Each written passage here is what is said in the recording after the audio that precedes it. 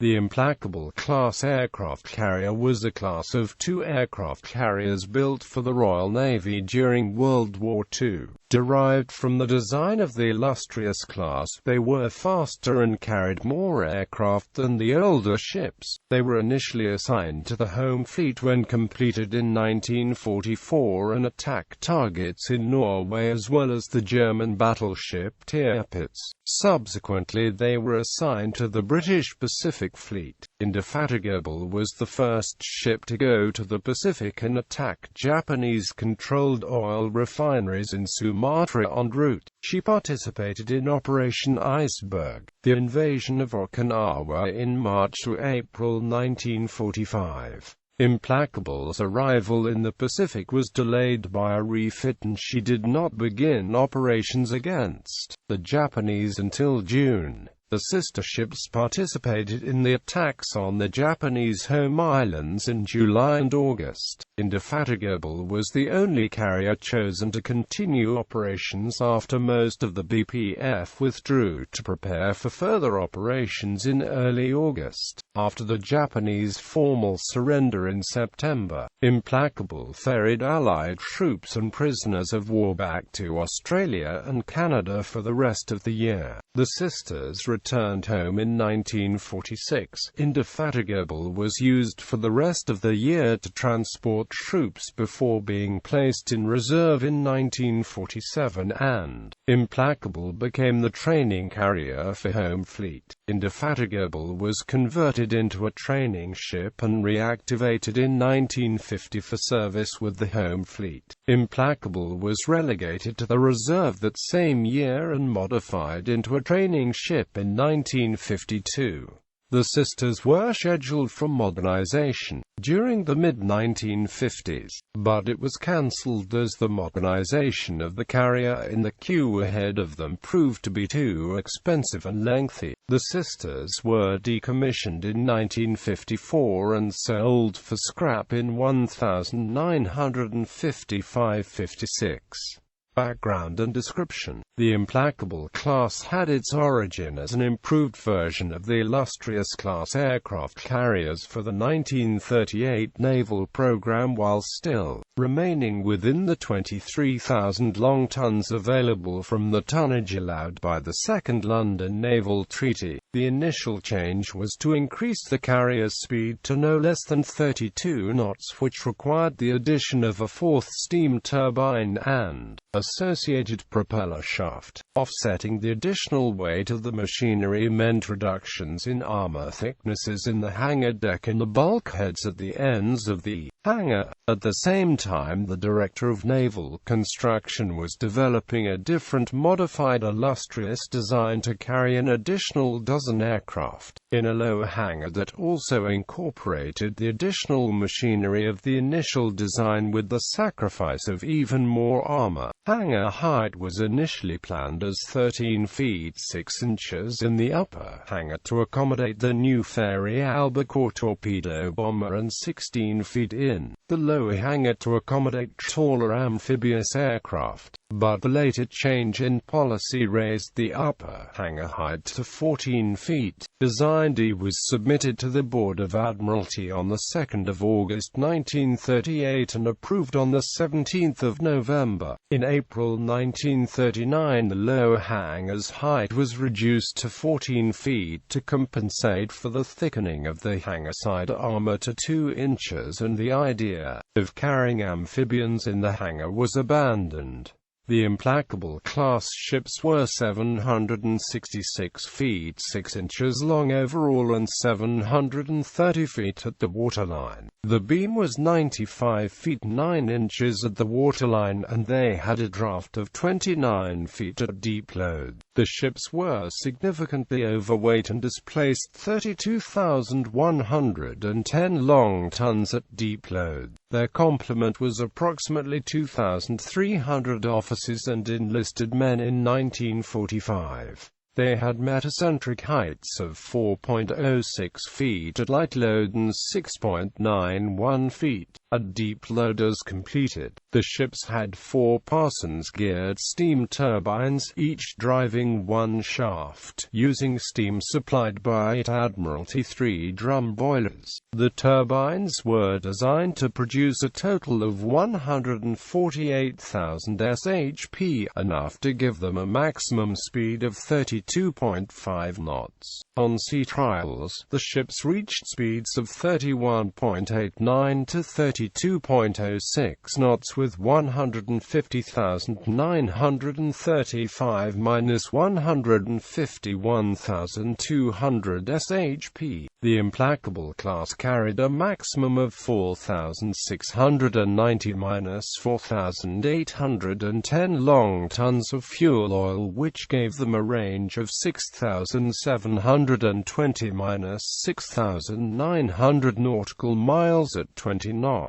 The 760-foot armored flight deck had a maximum width of 102 feet. The arrestor cables, crash barricades, aircraft catapult and lifts were designed to handle aircraft up to 20,000 pounds in weight. The carriers were fitted with 9 arrestor cables aft that were designed to stop landing at speeds of up to 60 knots. They were backed up by 3 crash barricades to prevent landing aircraft from crashing into aircraft parked on the ship's bow. In case of damage to the rear flight deck, the Implacable-class ships also mounted 3 additional forward arrestor cables to permit aircraft to land over the bow. A single BH-3 hydraulic catapult was fitted on the forward part of the flight deck to launch 20,000-pound aircraft at 56 knots. Lighter aircraft could be launched at a maximum speed of 66 knots. The ships were equipped with 2 lifts on the centerline, the forward of which measured 45 by 33 feet and served only the upper hangar, and the aft lift which served both hangars. The upper hangar was 458 feet long and the lower hangar was 208 feet long. Both had a uniform width of 62 feet. Both hangars had a height of only 14 feet, which precluded storage of Lend-Lease Vought F-4U Corsair fighters as well as many post-war aircraft and helicopters. In case of fire, the upper hangar could be divided by 2 fire curtains and the lower hangar had 1 fire curtain. Designed to stow 48 aircraft in the hangars, the use of a permanent deck park allowed the Implacable-class to accommodate up to 81 aircraft. The crewmen, maintenance personnel and facilities needed to support these additional aircraft were housed in the lower hangar. The ships were provided with 94,650 imperial gallons of aviation gasoline, only enough for approximately 5 sorties per aircraft. Armament, electronics, and armor. The ship's main armament consisted of 16 quick-firing 4.5-INCH dual-purpose guns in 8-powered RP-10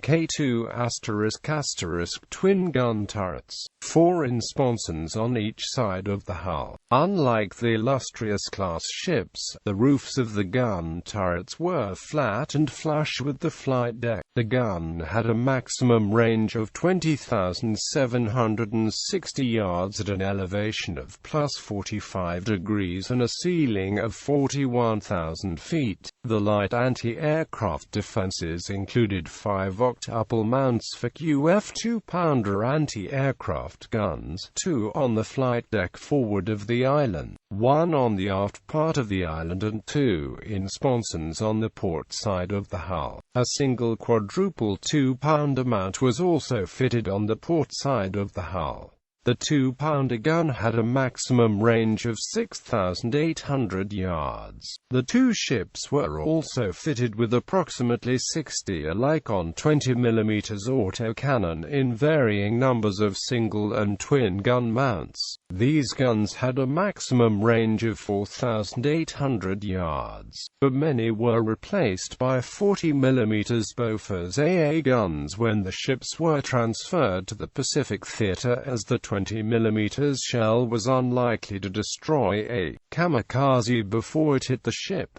The Bofors gun had a maximum range of 10,750 yards. Two additional quadruple pom-pom mounts were added to Implacable before she joined the British Pacific Fleet in 1945. After the war, more Oerlikons were exchanged for Bofors guns.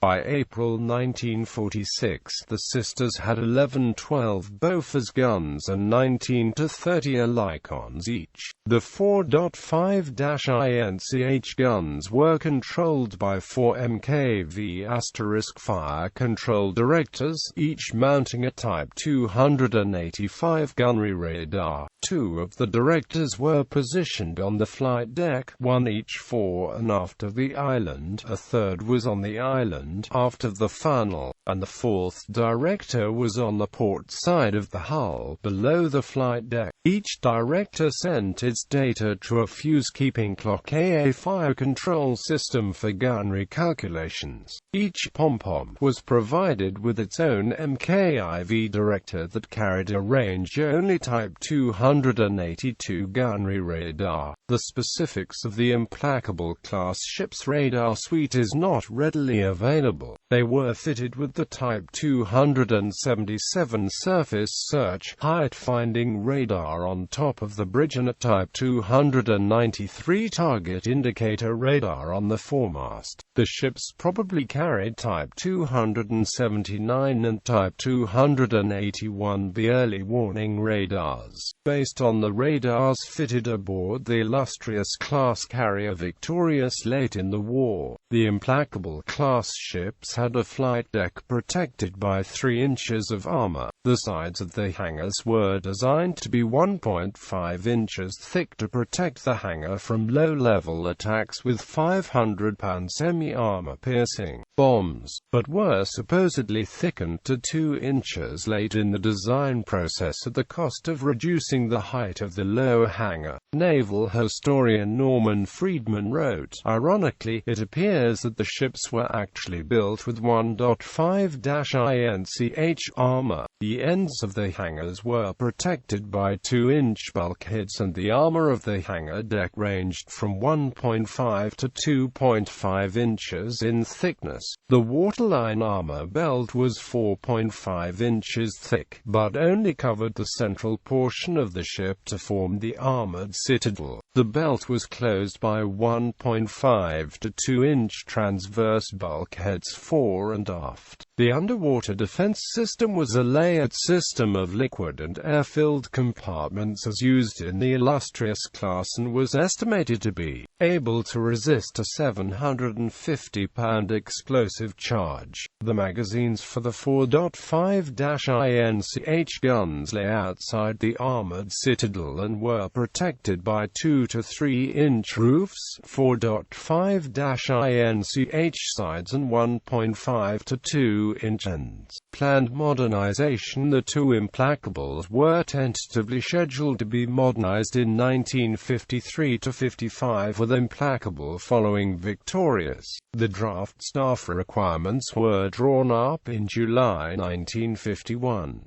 This included combining the two hangars into a single 17-foot 6-inch hangar, strengthening the flight deck and aircraft handling equipment to deal with 30,000-pound aircraft, enlarging the lifts to 55 by 32 feet, adding a gallery deck between the hangar and the flight deck to accommodate the additional personnel required, the addition of steam catapults, and the increase of her aviation fuel storage to 240,000 imperial gallons. Other desired improvements were new boilers to increase her endurance, more space for the latest radars, and the replacement of her anti-aircraft armament with the British version of the 370 Mark Chapter 26 gun and sextuple mounts for the Bofors guns. By October 1951, the estimated completion date for Victorious's modernization was already a year past the initial estimate of April 1954. Implacable was scheduled to begin her modernization in April 1953 for completion in 1956, but the director of dockyards pointed out that existing schedules prevented her from beginning any earlier than April 1955 unless the modernizations of two cruisers and the guided missile test ship RFA Girdleness were delayed. The Controller of the Navy asked if the time and cost of the reconstruction could be reduced, but the minimum modifications were the most expensive as they involved structural alterations. The Controller ordered the Director of Dockyards to plan for rebuilding Implacable between June 1953 and December 1956, even after the latter protested that even a limited modernization would require about three-quarters of the structural work of the original plan and that the shortage of skilled workers would delay work on both ships. In order to reduce the amount of structural work, the requirement to replace the boilers was cancelled and the ship would receive existing radars instead of systems then still under development. In January 1952, the ship's new armament was finalized at 6 twin-gun 370 mounts and 3 sextuple Bofors mounts. 5 months later, the Admiralty decided that Victoria would be the last fleet carrier modernized, as experience showed that the process would take longer and cost more than was practicable. Ships, construction and service. 2 ships were originally planned, but only one carrier was included in the 1938 naval program as the other was delayed a year by the government. While under construction, the ships had the forward lift enlarged to take non-folding aircraft like the Hawker Sea Hurricane and the early models of the Supermarine Seafire. The flight deck was widened abreast the forward lift, splinter protection was added as were 7 diesel generators,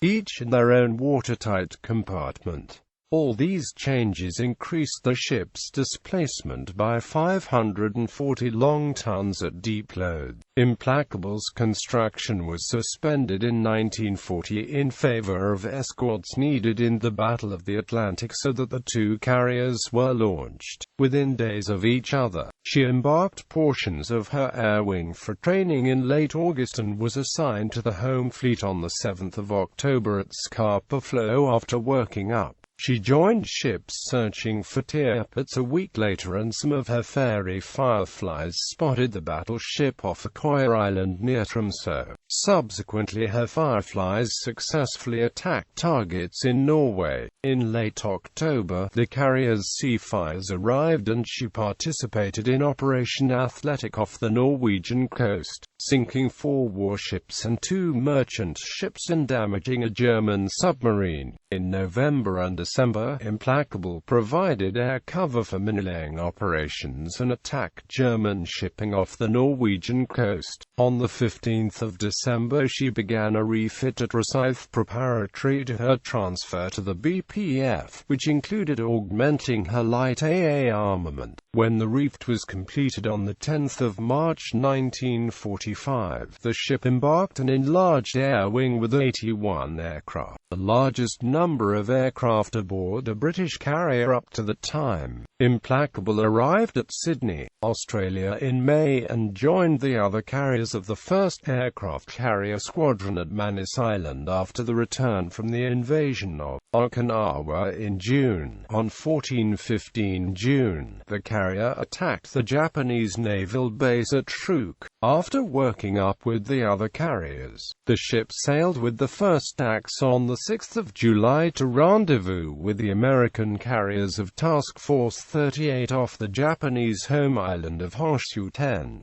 days later, the British carriers began flying sorties against Japanese targets on Honshu on the 17th of July and Implacable's aircraft, before departing the area on the 11th of August to replenish, flew flew over 1,000 sorties. She arrived at Sydney on the 24th of August and spent most of the rest of the year ferrying Allied prisoners of war and soldiers back to Australia and Canada. In January 1946, together with her sister Indefatigable and several other ships, she made a number of port visits in Australia and New Zealand. The ship was refitted in Sydney in preparation for her return home on the 3rd of June, where she became the deck landing training carrier for the home fleet. Implacable temporarily became a trials carrier in October 1947 as her own air group was not yet ready, and she was refitted from October to December 1948 in preparation of service as the home fleet flagship. She embarked a squadron each of de Havilland Sea Hornets and Blackburn Firebrands in April 1949 and became the flagship of Admiral Sir Philip Vian. On the 29th of April, a squadron of de Havilland Sea Vampires flew from her deck later that year, and her air group was augmented by a squadron of Fairey Barracudas in 1950. Implacable was placed in reserve in September 1950 and slowly converted into a training ship by the addition of extra accommodation and classrooms, including the addition of a deckhouse on her flight deck. She was recommissioned on January 1952 as the flagship of the Home Fleet Training Squadron. Together with Indefatigable, she was present during the Coronation Fleet Review of Queen Elizabeth II on the 15th of June 1953. 4 months later, Implacable ferried a battalion of troops from Plymouth to Trinidad in response to a crisis in British Guiana. She was decommissioned on the 1st of September 1954 and sold for breaking up on the 27th of October 1955. While Indefatigable was still conducting builders' trials, a de Havilland Mosquito landed aboard on the 25th of March 1944, piloted by Lieutenant Eric Brown. This was the first landing by a twin-engined aeroplane on a carrier. After working up, the ship was assigned to the home fleet in early July 1944 with an air group of Seafires, Fireflies and Barracudas. On the 17th of July, she participated in Operation Mascot, an attack on Tirpitz that was foiled by German smoke screens. The following month, Indefatigable's aircraft provided air cover to Malaying operations and attack targets in Norway. She was also assigned to a series of attacks on Tirpitz, Operation Goodwood, in late August, which failed to significantly damage the battleship. Indefatigable was assigned to the BPF in November, and she arrived in Colombo, Ceylon on the 10th of December, where she joined the 1st ACS. Together with the other carriers of the BPF, she attacked oil refineries in Sumatra in January 1945 before sailing to Sydney to prepare for operations in the Pacific. The BPF joined the American 5th Fleet at Ulithi on the 20th of March and attacked airfields on the Sakishima Islands, south of Okinawa, beginning on the 26th of March, as part of the preparations for Operation Iceberg. During these operations, Indefatigable became the first British carrier to be hit by a kamikaze when one penetrated the combat air patrol and struck the base of her island. On the 1st of April, the bomb carried by the kamikaze did not detonate, and this limited casualties to 21 men killed and 27 wounded. Damage to the ship was minimal, and the flight deck was back in operation 30 minutes later. After Okinawa had been secured, the BPF arrived back at Sydney on the 7th of June, and Indefatigable was delayed rejoining operations as she required repairs to her machinery. She departed Manus on the 12th of July and reached the coast of Japan 8 days later. her aircraft began attacking targets in the inland sea on the 24th of July. Most of the BPF withdrew as planned on the 10th of August to prepare for Operation Olympic, the invasion of Kyushu scheduled for November. But Indefatigable and several other ships remained to represent Britain at the end of operations. The ship's aircraft flew missions on 13 and the 15th of August. During the last of these missions, her Seafires shot down 8 of 12 Mitsubishi A6M0s while losing one of their own, and an Avenger gunner shot down another Japanese aircraft. After the ceasefire, her aircraft continued to fly cap and flew reconnaissance missions looking for Allied prisoners of war. Indefatigable arrived at Sydney on the 18th of September and began a leisure refit that lasted until the 15th of November. After touring Australia and New Zealand, she arrived at Spithead on the 15th of March 1946, where she was modified to accommodate over 1,900 passengers. She ferried troops to and from Australia, Ceylon, Singapore and America for the rest of the year before being placed in reserve at the beginning of 1947. The ship was modified for use as a training ship and recommissioned in 1950 for service with the Home Fleet Training Squadron. She was decommissioned at Rosyth in October 1954 and towed to Gaelic in June 1955, where she was listed for disposal. Indefatigable was sold for scrap in September 1956 and subsequently broken up. Bibliography: Brown, David. World War II Fact Files. Aircraft Carriers. New York, Arco Publishing. ISBN 0-668-041641. Campbell, John. Naval Weapons of World War II. Annapolis, Maryland, Naval Institute Press. ISBN 0-87021-459-4. Chesno, Roger. Aircraft Carriers of the World, 1914 to the Present, an illustrated encyclopedia. Annapolis, Maryland, Naval Institute Press. ISBN 0-87021-9022. Chesno, Roger, ed. Conway's All the World's Fighting Ships 1922 to 1946. Greenwich, UK. Conway Maritime Press. ISBN 0-85177-146-7. Friedman, Norman. British Carrier Aviation: The Evolution of the Ships and Their Aircraft. Annapolis, Maryland, Naval Institute Press. ISBN 0-87021-0548. Hobbs, David. British Aircraft Carriers: Design, Development and Service Histories. Barnsley, UK. Seaforth Publishing. ISBN 9781848321380. Howe, Stuart. De Havilland Mosquito, An Illustrated History. Bourne End, UK. Aston Publications. ISBN 0-946627-630. McGart, Neil. The Illustrious and Implacable Classes of Aircraft Carrier 1940 to 1969. Cheltenham, UK. Fan Publications.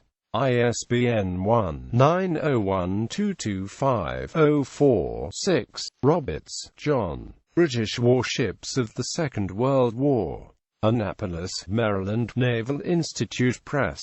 ISBN 1-55750-220-X.